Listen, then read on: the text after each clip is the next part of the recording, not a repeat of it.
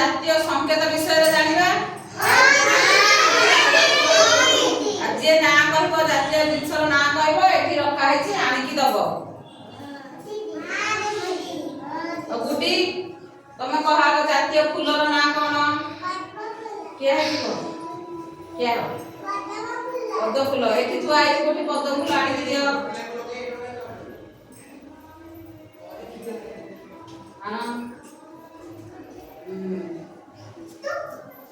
ତାପରେ ଜ୍ୟୋତି ଦେବସ ଜ୍ୟୋତି ଆସ କହ ଜାତୀୟ ଆମ ଜାତୀୟ ପତାକାର ନାଁ ତିରଙ୍ଗା। ଏଠି ଆସିକି ଜାତୀୟ ପତାକା ଚିତ୍ର କୋଠି ଅଛି ଆଣିକି ଦିଅ।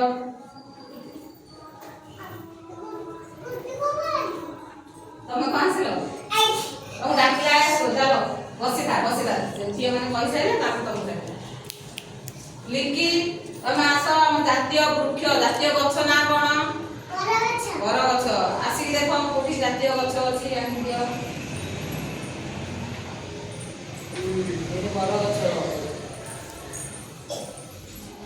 ତାପରେ ବେବି ତମେ ଆସ ଜାତୀୟ ଫଳର ନାଁ କଣ କୁହ? ଆମ୍ବ। ଆସ ଆମ୍ବ କୋଠି ଅଛି ଆଣିକି ଦିଅ।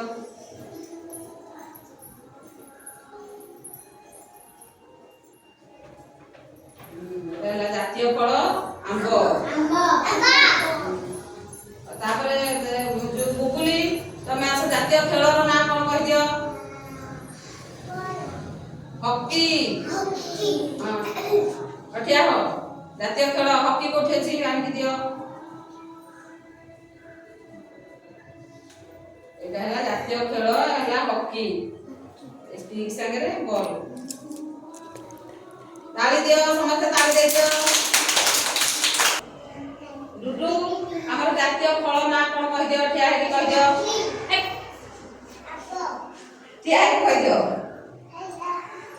ଜାତୀୟ ଫଳ ହେଲା ଆମ୍ବ। ଆସ ଏଠୁ ଆମ୍ବ ଚିତ୍ର କୋଠି ଅଛି ଆଣିକି ଦେବ। ଦେଖ କୋଠି ଆମ୍ବ ଅଛି।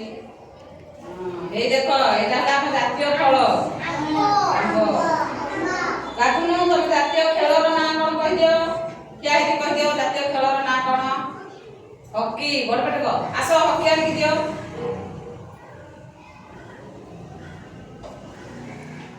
ଏଇଟା ଦେଖ ପିଲାମାନେ ଏଇଟା ହେଲା ହକି ଆମ ଜାତୀୟ ଖେଳ। ହଉ ଯାଅ ତମେ ବସିଯା ତମ ଜାଗାରେ ବସ। ତାପରେ ଶକ୍ତି ତମେ କହ ଆମ ଜାତୀୟ ପତାକାର ନାଁ? ତିରଙ୍ଗା। ତିରଙ୍ଗା। ଆସ ତିରଙ୍ଗା ପତାକା କୋଠି ଅଛି ଆଣିକି ଦିଅ। এই দেখো এটা ହେଲା କଣ? ଜାତୀୟ ପତାକା ତିରଙ୍ଗା। ବିରି ତମେ କହିଦିଅ ଆମର ଜାତୀୟ ଗଛ କଣ?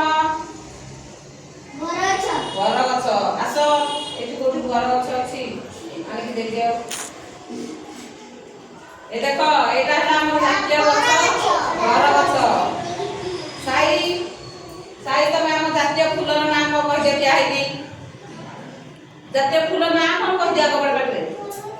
ବଡ ପାଟିରେ କହିଦିଅ। ପଦ୍ମ। ପଦ୍ମ କୋଠି ଅଛି ଆଣିକି ଦିଅ।